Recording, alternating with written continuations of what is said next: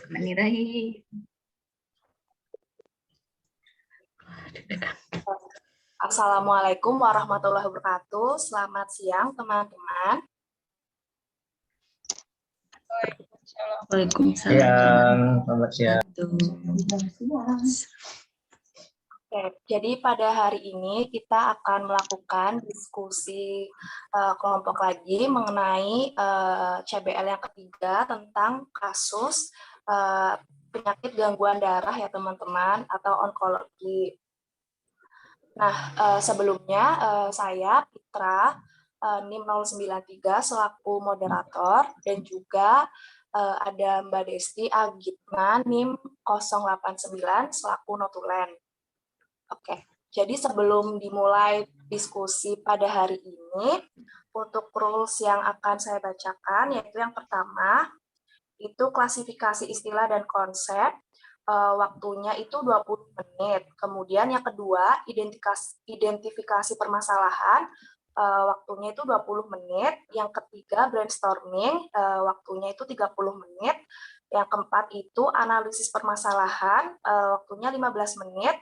Yang kelima, penentuan penyelesaian kasus, waktunya 20 menit. Dan kemudian yang terakhir itu hasil dari kesimpulan dari diskusi kelompok. Mungkin dari teman-teman setuju atau ada yang perlu diubah terkait waktunya? Waktu diskusi atau apa ya?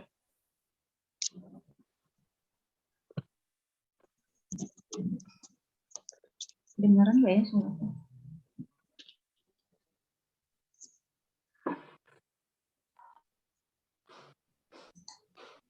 Gimana teman-teman, mau ada yang mau diubah terkait waktunya atau udah pada setuju? Setuju. Setuju. Ya, oke.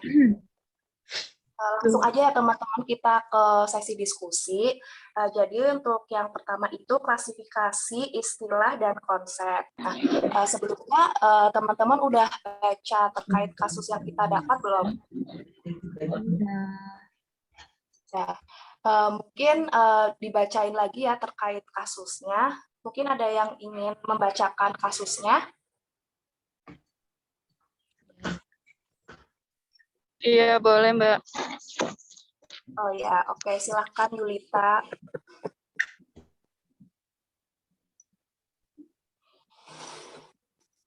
Nggak di-share screen, Mbak. Aku pakai HP. Ada yang ini nggak bisa bantu share screen? Des. Ya. Apa-apa masih jadi. Oh ini.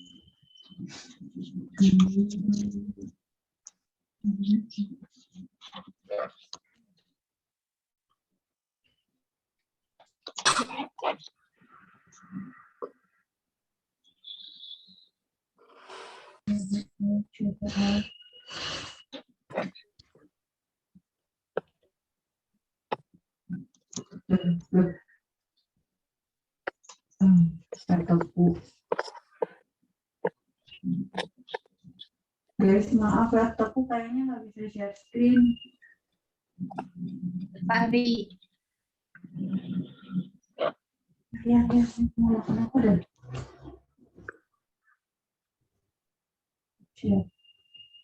Iya, maaf, laptopku nggak bisa.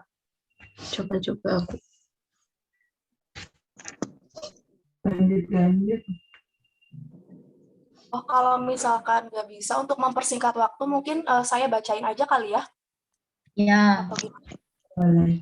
Ini dah. Oh, boleh. Yulita.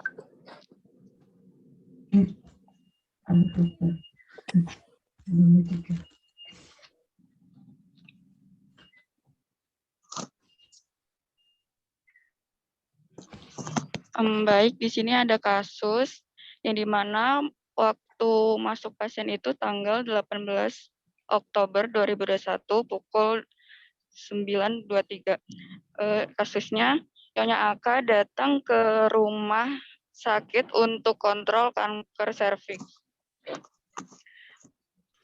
uterus, yaitu stadium 3B, dengan keluhan nyeri perut, bagian bawah dan punggung, skala nyeri 6, nafsu makan menurun, lemas, dan mual. Rekonsiliasi obatnya yaitu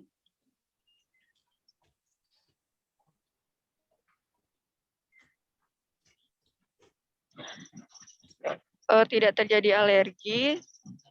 Terus untuk sudah, Mbak.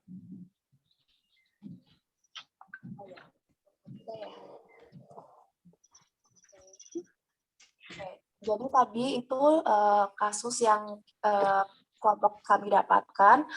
Dari kasus tersebut, adakah istilah yang teman-teman itu nggak asing gitu, istilah asing? Mungkin dari diagnosisnya, kan K cervix uterus stage 3B. Nah, mungkin dari teman-teman ada yang tahu penjelasan dari diagnosis tersebut. Silahkan teman-teman jika ingin berpendapat.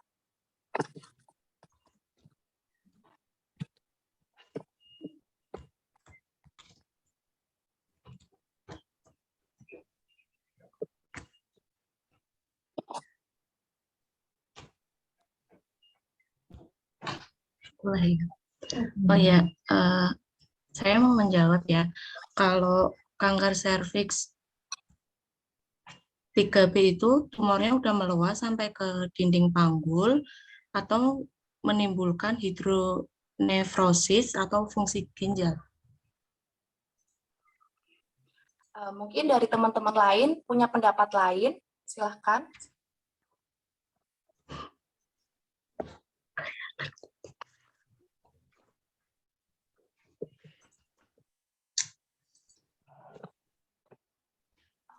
Nggak ada ya? Oke, lanjut ya teman-teman, kalau misalnya ada. Oke. Ada istilah lagi yang itu nggak kayak asing gitu dari kasus tersebut? Mungkin bisa dijelaskan gitu, atau sudah cukup?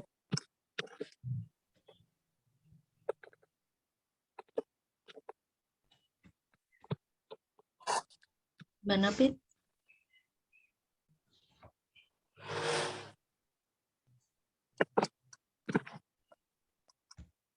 Tadi yang screen siapa ya? Aku. Screen aja, nggak usah di itu. Masih kelihatan nggak? Enggak. Hah? Masih kan? Aku belum stop share screen kok.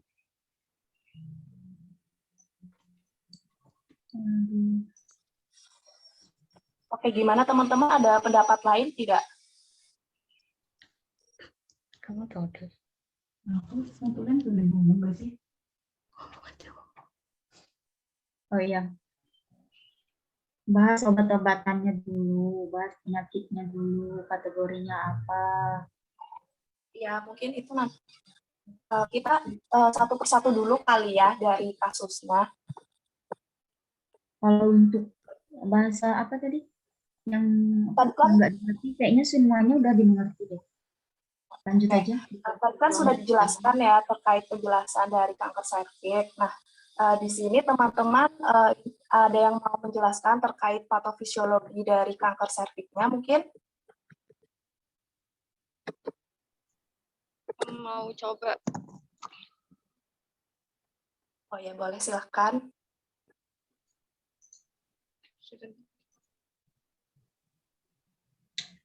Suaranya terdengar nggak ya?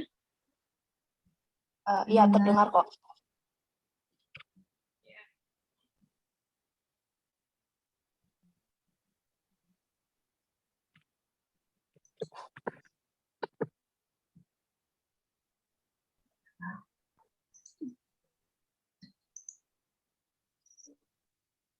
Maksudnya saya akan menjelaskan ada beberapa tahap perjalanan kanker leher rahim. Jadi secara normal sel itu akan melakukan metaplasia, yaitu pergantian sel. Nah, sel yang sudah tua ini akan diganti dengan yang muda. Pada orang normal, proses ini berjalan tanpa ada gangguan. Apabila sel pada leher rahim terkena infeksi HPV, maka akan terjadi perubahan pada DNA-nya. Ini yang menjadi sumber masalah, yaitu dikenal dengan squamous columnar junction, yang di mana daerah tersebut itu merupakan perbatasan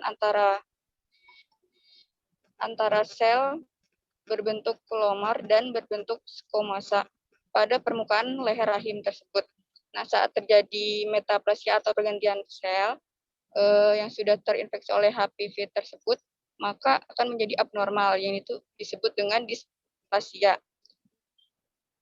Pada saat terjadi ini sudah masuk dalam stadium prekanker. Displasia dibagi menjadi ringan, sedang, dan berat. Nah, periode ini membutuhkan waktu 5-10 tahun untuk berkembang menjadi kanker. Pemeriksaan pap smear sudah dapat mengetahui adanya terjadinya prekanker. Nah, jika dibiarkan, selanjutnya muncul stadium yang dikenal dengan Curicorna in situ, di mana stadium ini prekanker dengan stadium pengobatan yang dilakukan dengan stadium prekanker akan memberikan hasil yang lebih baik daripada menghasilkan yang lebih baik pada stadium ini.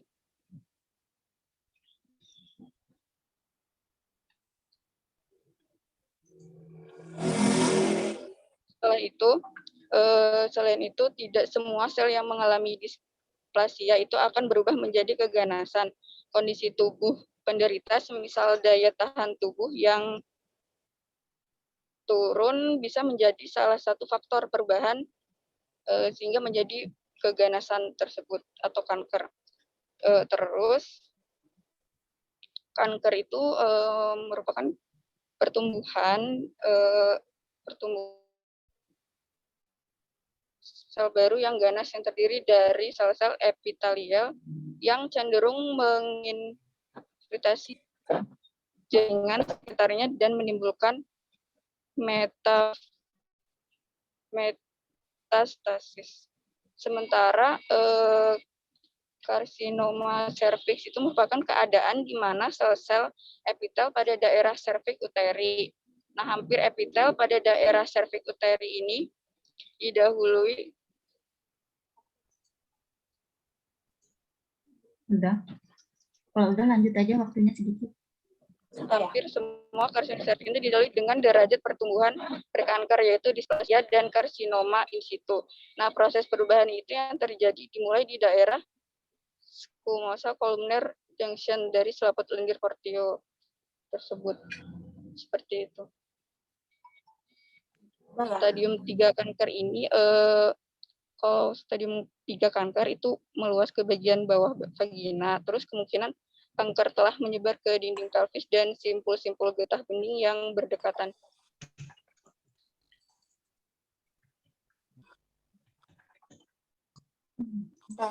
Sudah ya berarti? Ya, lanjut. Selanjutnya masuk ke sesi 2 ya teman-teman, yaitu ada identifikasi permasalahan. Nah, mungkin teman-teman di sini ada yang berkenan untuk membacakan tanda-tanda vitalnya, kemudian keluhannya dan data laboratoriumnya. Silakan yang berkenan.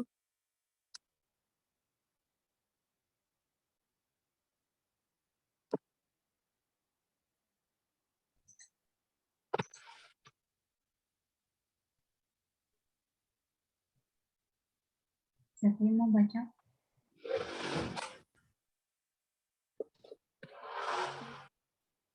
Oh ya, saya ingin membacakan parameter pemeriksaannya. Untuk tanda-tanda vital, tekanan darah pasien pada tanggal 18, 107/83, tanggal 19, 110/80, tanggal 20, 115/80. Untuk nadinya pada tanggal 18, 104, tanggal 19, 80, tanggal 20, 82. Untuk suhu pasien masih normal. Untuk respirasinya juga normal. Pasien mengalami nyeri perut bawah dan punggung dengan skala 6 pada tanggal 18 dan 19, pada tanggal 20 sudah menurun menjadi skala 3. Pasien mengalami penurunan nafsu makan dan mual muntah selama 3 hari, mengalami susah BAB selama 2 hari, mengalami lemas selama 3 hari, pusing selama 2 hari, kesemutan ujung jari pada hari kedua yaitu tanggal 19. Untuk hemoglobin pasien senilai 10,6 yaitu mengalami penurunan.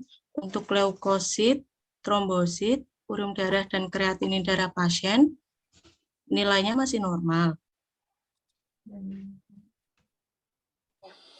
Sudah ya, Pak? Ya. Oke. Saya lanjut ya. Nah, tadi kan sudah dibacakan ya tanda-tanda vitalnya, kemudian keluhannya, dan juga data lab-nya sama Mbak Melani. Nah, adakah data lab yang menunjukkan nilai yang abnormal? Mungkin ada yang ingin berpendapat.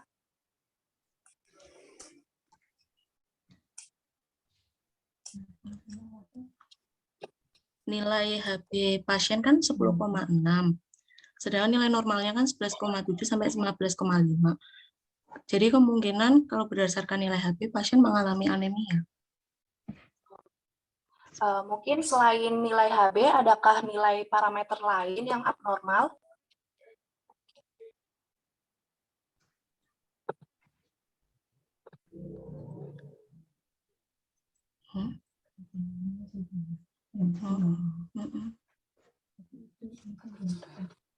Mungkin ada teman-teman lagi yang mau menambahkan yang abnormalnya apa atau sudah cukup?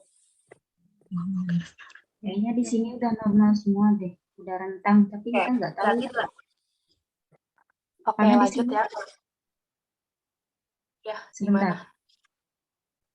Kan ya di sini dia stake, di sini kan dia stake 3B kan. Nah, kita tuh perlu serum kreatinin urinnya, tapi di sini nggak dicantumin, cuma ada kreatinin darah. Teman-teman tahu nggak mengecek itunya GFR-nya apakah bisa lewat serum kreatinin darahnya atau cuma bisa lewat serum kreatinin urinnya?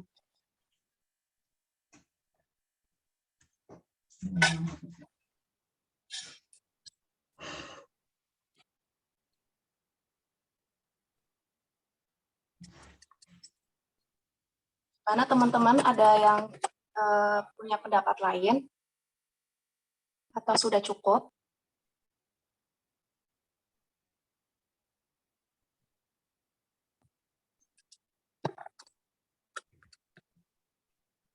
Kan kalau dilihat dari nilai normalnya semua masuk normal. Serum darah kreatinin darahnya 0,997 itu kan masih rentang normal. Untuk tingginya kan 1,1. Tapi kita kan perlu menghitung itu GFR-nya. Dan kita nggak punya data serum kreatinin urinnya. Ini cuma serum kreatinin darah. Apakah bisa jadi patokan buat menghitung GFR-nya?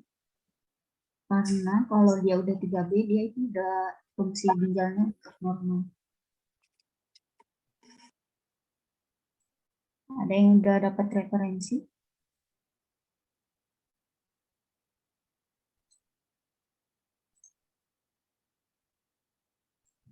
Kalau kita tahu stepnya, kan kita cuma tahu stepnya kan. Kita nggak di situ dia udah bilang ganggu ginjal. Cuma kita nggak tahu GFR-nya gimana supaya bisa menentukan nanti obatnya gimana.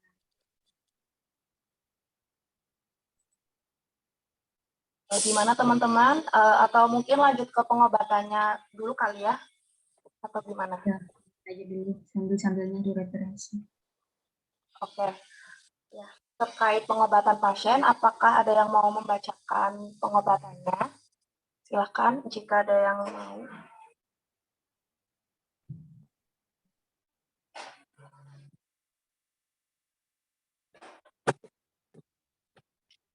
Ada nggak teman-teman?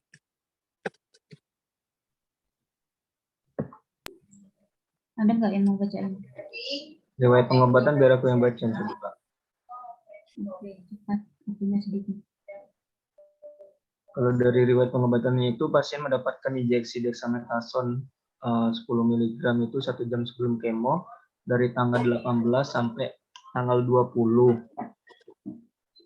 Terus diberikan injeksi difenidramin 20 mg 1 jam sebelum kemo dari tanggal 18 sampai tanggal 20. Injeksi ranitidin 50 mg 1 jam sebelum kemo dari tanggal 18 sampai 20. Injeksi ondansetron 8 mg 1 jam sebelum kemo dari tanggal 18 sampai 20. Terus injeksi ketorolac 2 kali 10 mg dari tanggal 18 sampai 20. Itu yang dari rute parenteral. Terus rute oralnya ada Albuforce 1 kali 500 mg dari tanggal 18 sampai 20, Turkumex 1 kali 650 dari tanggal 18 sampai 20, Kompolax 2 kali 1 sendok teh dari tanggal 18 sampai 20, ketorolac 2 kali 10 mg di sini dapatnya pada saat pulang. Lalu ondansetron 3 kali 4 mg. Nah, diberikannya juga pada saat pulang. Terus infusnya yang diberikan NaCl 0,9 diberikan dari tanggal 18 sampai 19, KCl 10 mg dari tanggal 18 aja, MgSO 4 di tanggal 18 saja, terus cisplatin pada tanggal 18, vincristin juga tanggal 18, sama beleomisin dari tanggal 18 sampai tanggal 20. Udah Mbak ya? Ya. Nah, terkait pengobatan yang sudah dibacakan oleh Pak Ahli tadi, menurut teman-teman, apakah sudah sesuai terapinya atau terdapat permasalahan seperti mungkin dosisnya kurang tepat atau kurang efektivitas mungkin atau terjadi permasalahan yang lain? Silahkan teman-teman.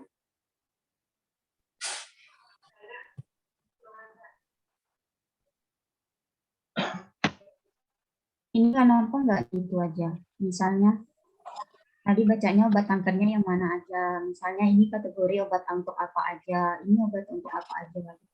Jangan cuma dibacain. Kalau dibacain kan semua juga udah tahu. Tapi maksudnya obat kankernya ini, terus obat mualnya ini. Kalau dibacain Mungkin Mbak Hazah ini kali ya mau berpendapat terkait pengobatannya. Untuk obat-obatnya apa saja gitu. Silahkan mungkin Mbak Hazah.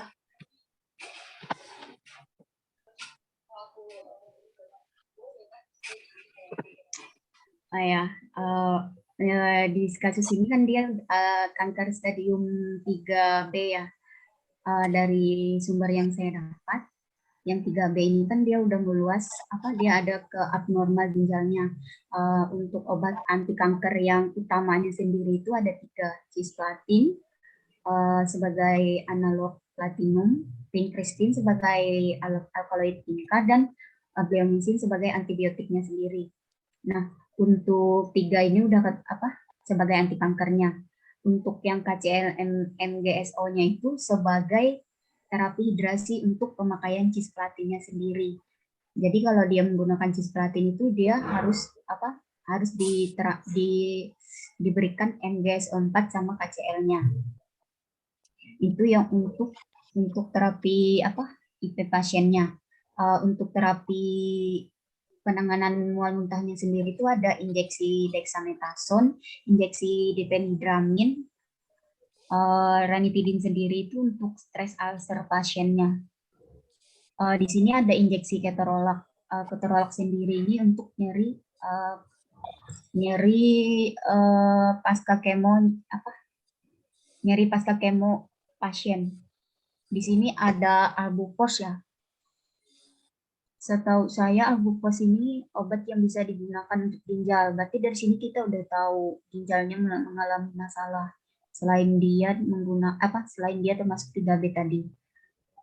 Selanjutnya itu ada kurang besar ya, sebentar ya. Bisa dibesarin dikit nggak kelihatan?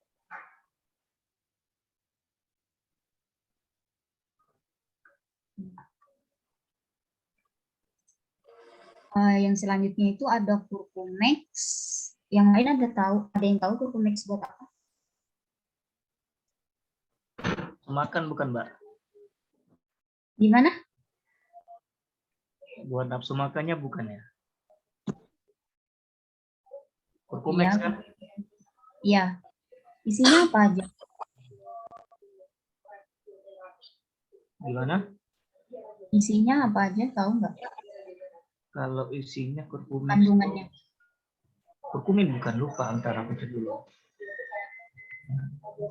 Lain cari tahu. Kurkuma kan Kalau isinya. curcumin kurkuma. Kurkuma aja berarti ya nggak ada Curcumex tambahan yang kurkuma. Merah. Kalau berarti dia selama di sini dia dikasihnya kurkuma supaya menutrisi, mungkin karena pasiennya mau kanker jadi dia nggak ada nafsu makan ya. Oh ya, nggak ada nafsu makan. Terus selanjutnya untuk Compolaxnya Itu obat cairan. Untuk Konstipasi. konstipasi. ya, karena di atas dia dia ada dikasih pincristin kan. Jadi pincristin ini salah satu efek sampingnya itu ada konstipasi. Terus di sini juga dikasih MGSO4. Jadi MG itu dia efek sampingnya itu konstipasi juga. Selain dia dapat apa? Selain dia dapat ESO dari pincristinnya, dia juga ada ESO dari MG-nya konstipasi. Makanya dia dikasih Compolax. Terus ketorolaknya tadi untuk nyeri. Ondan yang di sini dia bentuknya tablet yang 4 mg, cuma dikasih untuk pulang, pas hari pulang doang. Udah itu aja pengobatannya. Indikasi-indikasi dari obat-obatnya itu. Yang lain gimana? Ada yang kurang pas?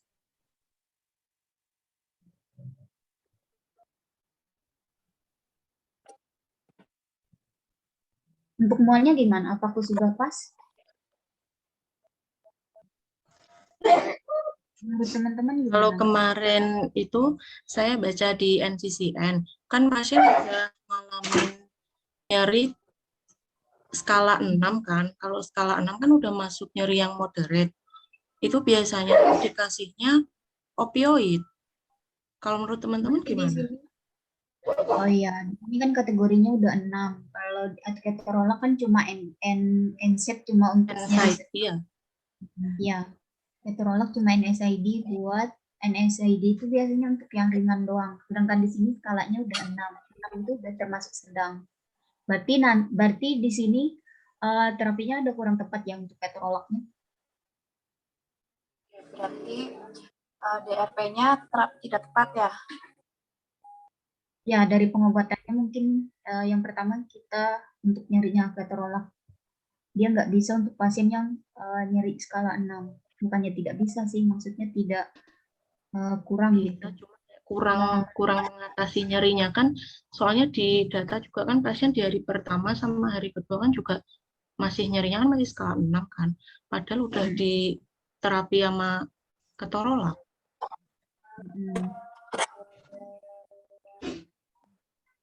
Mungkin ada pendapat dari teman-teman yang lain. Tapi kenapa di sini ketorolaknya cuma diberikan hari tanggal 20 doang? Sementara sebelum-sebelumnya nggak dikasih. Injeksi. Injeksi apa? Dia dapat itu yang parenteral kan, injeksi ketorolaknya tuh tanggal 18, Oh iya, dia 19. ada 2. Oh iya, iya. Terus kan selain itu juga kan ketorolak nggak boleh dipakai jangka panjang ya. Kayaknya setahu aku sih maksimal 5 hari apa ya. Iya, berarti ini untuk nyari ya. Selanjutnya obat-obatan yang lainnya gimana? Apakah sudah sesuai? Kalau aku nemu referensi ondansetron ini dia sebentar ya teman-teman, ulang aja.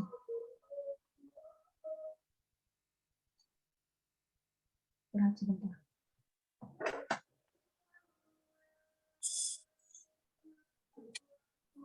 Mungkin teman-teman yang lain ada yang mau menambahkan?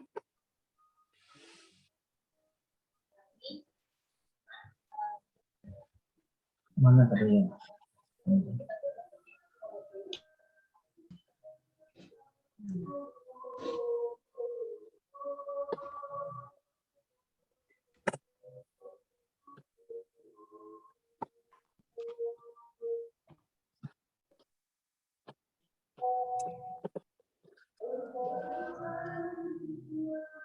Ada.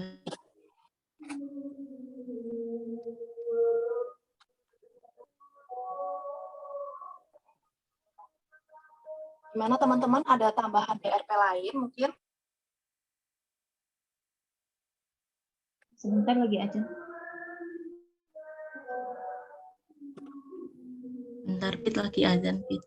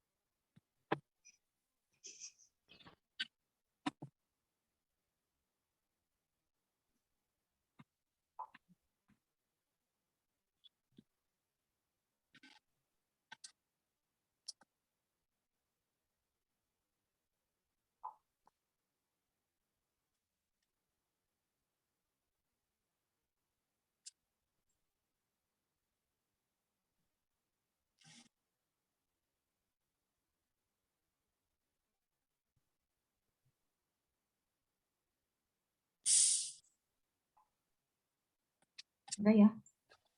Lanjut sampai mana tadi?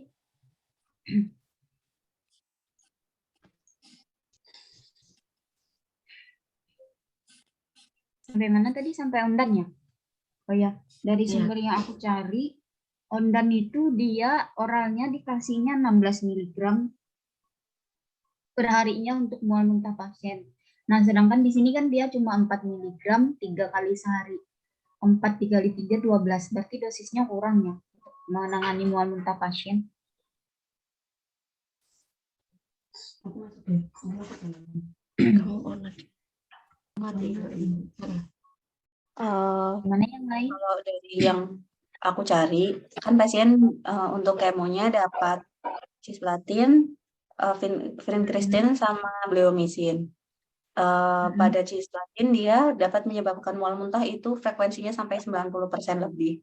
Apalagi sudah dikombinasikan dengan bleomycin dan vincristine, walaupun mereka berdua itu efek mual muntahnya memang minimal ya 10%. Cuman kan karena cisplatin udah tinggi, sebenarnya pasien itu membutuhkan 3 kombinasi obat untuk anti mual muntahnya. Jadi pasien butuh 5-HT3 reseptor antagonis, yaitu ondansetron contohnya, lalu neurikinin 1 reseptor antagonis, contohnya pepitan. Dan yang ketiga juga butuh kombinasi dengan dexamethasone. Jadi kalau menurutku pasien masih membutuhkan terapi tambahan untuk mengatasi mual muntahnya. Di samping itu menurut Hazah tadi ondansetronnya ada ternyata underdose. Terima kasih. Untuk yang terapi oralnya, untuk yang emetik tertahannya, kan di sini emetiknya ditahan kan, tapi di sini dia dikasihnya ondan doang untuk pulangnya. Menurut kamu tadi dia masih kurang ya, berarti itu kurangnya yang untuk yang injeksi pas sebelum kemonya ya. Berarti di sini ada Ya, kalau untuk pasien kemo kan kemoterapi induced nausea and vomiting kan ada 2.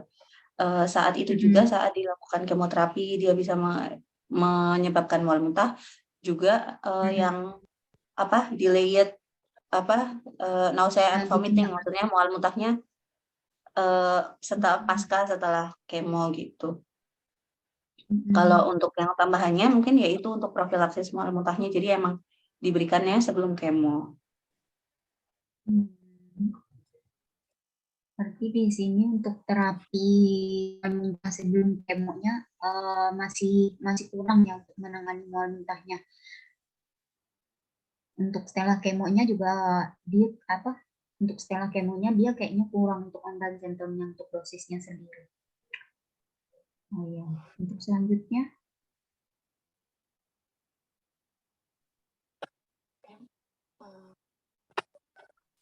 Oh iya, tadi kan Hazah kan nanya tuh terkait serum kreatinin. Nah, kalau yang di sini kan kreatinin darah, berarti dia serum kreatinin pada darah.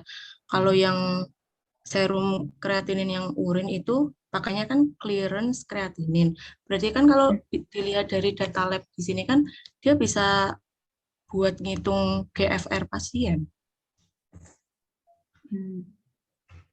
Ada yang mau ngitung GFR-nya, teman-teman? Atau ada yang udah dapat? Aku udah ngitung. GFR pasien itu 53,3. 53,3. Jadi itu udah masuk CKD stage 3A. Jadi penyakitnya udah CKD dari segi GFR. Berarti di sini dia bukan cuma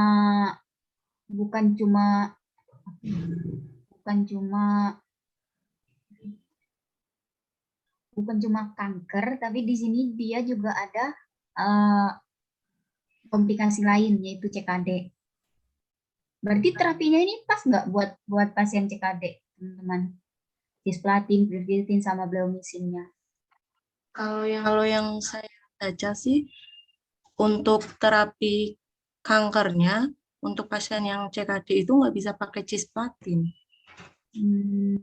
Berarti di sini terapinya kurang tepat ya, karena pasien CKD tapi diberikan cisplatin.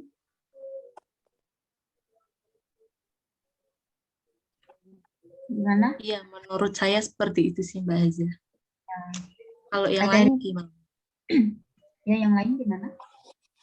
Udah nemu udah nemu referensi atau apa terkait pasien kita dia ada kanker stage 3 terus dia ada CKD?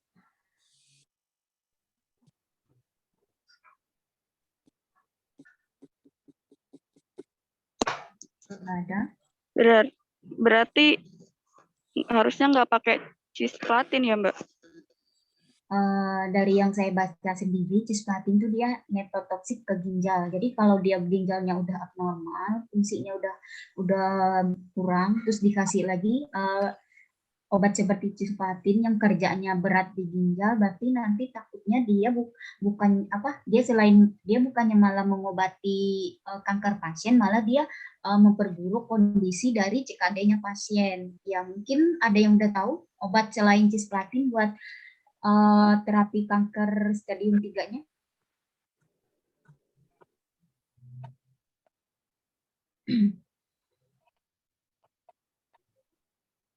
Gimana?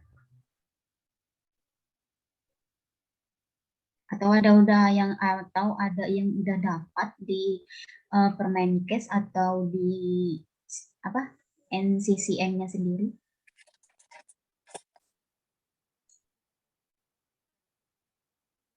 ya, untuk mempersingkat waktu dari yang bukan jurnal sih, dari beberapa sumber yang saya dapat selain yang di sisi NCCN tadi, cisplatin ini dia tidak boleh untuk ginjal. Jadi untuk terapi pertamanya memang digunakan cisplatin. Tapi kalau tidak bisa menggunakan cisplatin karena dia ada nephrotoxic, kita bisa menggunakan analog cisplatinnya.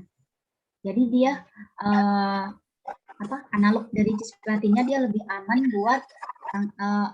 buat pasien kanker dengan komplikasi CKD seperti karboplatin. Yang lain ada yang udah nyari terkait karboplatinnya gimana?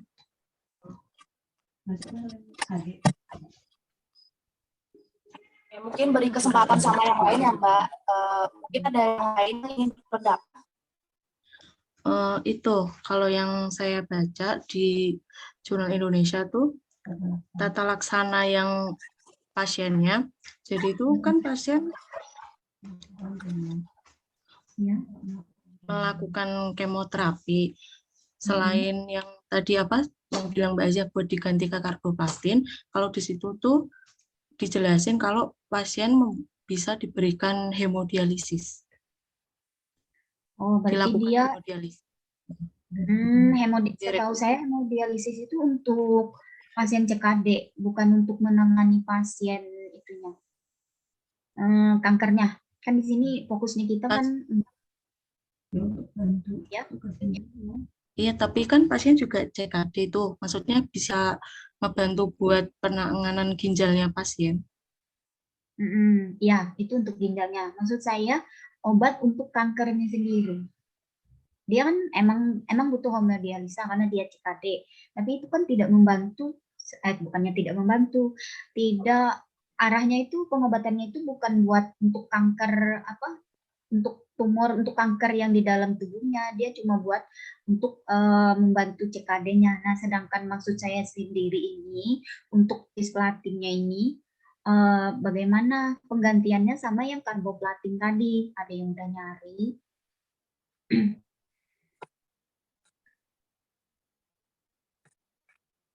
Oh ya, tadi untuk masuk ya.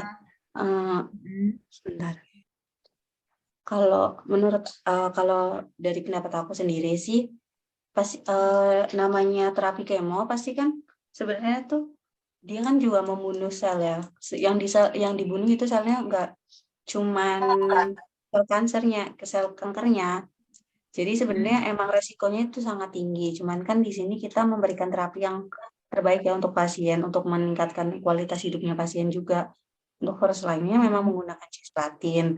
Apabila ada kontraindikasi atau pasien tidak bisa mendapatkan cisplatin karena adanya keadaan gagal ginjal pada pasien, mungkin kita bisa memberikan rekomendasi untuk mengganti cisplatin menjadi karboplatin. Tapi mungkin maksud Melani tadi, untuk melakukan HD, siapa tahu ternyata rekomendasi kita tidak diterima oleh tenaga medis lain atau dokter penanggung jawabnya, kita bisa melakukan rekomendasi untuk melakukan hemodialisa pada pasien supaya kerja ginjalnya juga tidak terlalu berat seperti itu. Karena kan yang kita tahu tadi pasien udah mengalami kanker serviks stadium 3B. Jadi tumornya itu udah sampai ke tulang panggul, bahkan menutupi saluran urinnya gitu kan.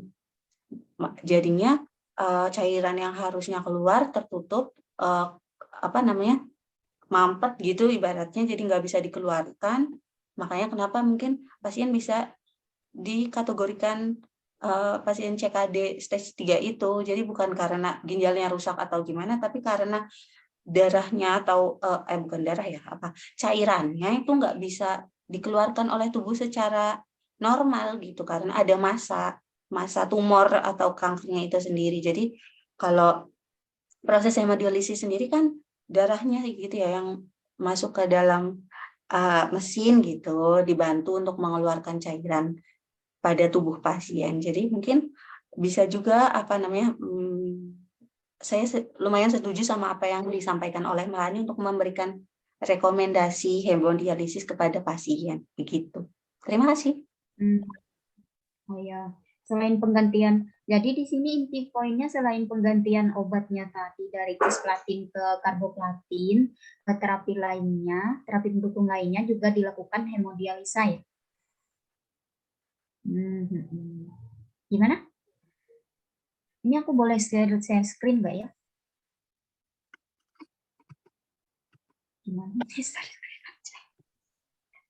Mohon maaf bahasa, mengingat waktunya tinggal 18 menit lagi, kita pindah ke nyerinya mungkin ya, membahas terkait nyerinya.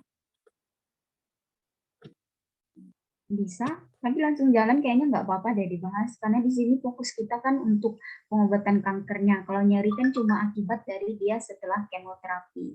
Maksudnya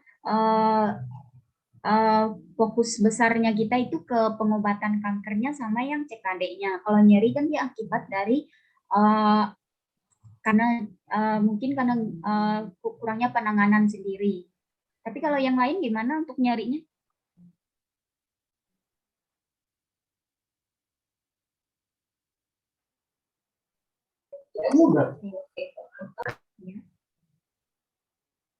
Gimana? Tadi kita nyerinya ininya pakai apa? Jadi opioid ya? Atau rekomendasi baru opioid? Iya, tadi baru rekomendasiin opioid. Tapi itu untuk nyeri kan pasien kanker ada tumor tuh biasanya emang nyeri, jadi bukan cuma karena kemonya. Iya. Opioid contoh obatnya apa yang mau direkomendasiin tadi? Kalau opioid itu ada apa, Mbak Melan? Kalau yang saya baca sih untuk first line opioid biasanya pakainya morfin. Jadi nanti penggunaannya itu mulai dari dosis terendah dulu. Dari referensi yang saya baca sendiri, morfin itu untuk kategori nyeri yang udah 7-10. Sedangkan nyeri yang pasien ini 6 kan. Apakah ada obat lain selain morfin?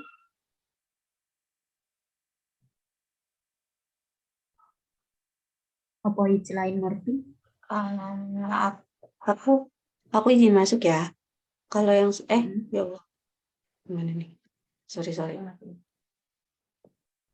Apa namanya? Kalau yang aku cari, jadi tuh penggunaan opioid. Kalau misalnya nih pun mau diberikan opioid, kita tuh nggak bisa langsung memberikan pada dosis tinggi kan.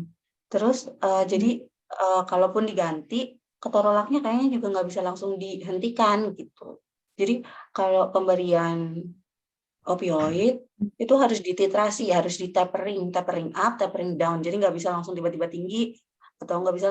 Sementara kan pasien ini mengalami kanker ya. Kalau kanker tuh nyerinya hebat banget. Jadi kalau menurutku jelas butuh untuk mengatasi pain pada pasien gitu. Kalaupun misalnya ternyata dianggap menurut Melanie pasien mengalami nyeri yang sangat nyeri yang moderate ya masuknya ya karena skalanya 6. Kalau misalnya mau diberikan apa namanya opioid juga harus dipikirkan, maksudnya terapi lain apa yang bisa mengatasi nyeri pasien gitu. Mungkin ketorolaknya tetap diberikan atau ada pilihan tambah lain. gitu ya maksudnya, sama opioid yang mungkin untuk nyeri ringan. Dari yang sumber yang saya baca sendiri, opioid yang kata Melanie tadi dia morfin, dari yang saya tahu morfin itu untuk kategorinya yang parah yang 7-10, sedangkan di sini 6. Nah, opioid yang untuk 6 itu disarankan menggunakan kodein sama tramadol. Jadi dia opioidnya tuh emang udah dikhususkan untuk yang kategori 6-7. Oke, Tramadol berapa ini? Kelompok 6 mohon bisa segera keluar dari Zoom-nya ini karena waktunya sudah habis. Tadi broadcasting saya nggak sampai ya berarti. Teman-teman yang lain sudah selesai kelompok lainnya. Oke, silakan langsung keluar dari meeting ini. Bu. Makasih, Bu. Terima kasih, Bu.